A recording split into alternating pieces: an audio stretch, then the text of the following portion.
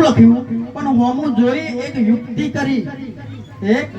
યુક્તિ કરી કે જનક ઉઠ, તારું રાજનગર ભડકે બરસ, અંદર આગ લાગી, રોણિયો ને બોણિયો ભરકા થઈ, તારું નગર હળજીરું છે.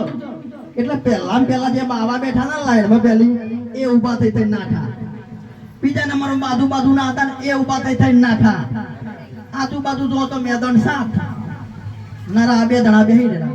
ગુરુ યજ્ઞવલ્કી અને જનક રાજા બે ગુરુ શિષ્ય હતા. આ બે બેહી રહ્યા.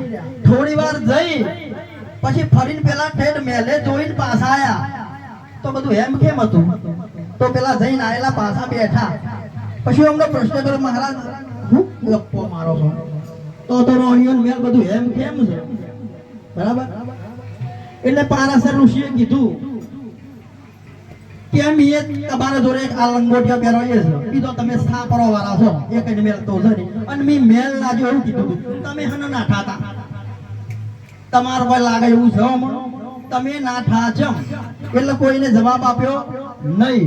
પછી તાનજીને મેં કીધું તું એ હલ્યો નહીં, જેને મેં કીધું તું એ હલ્યો નહીં. બરાબર. એટલે કહેતા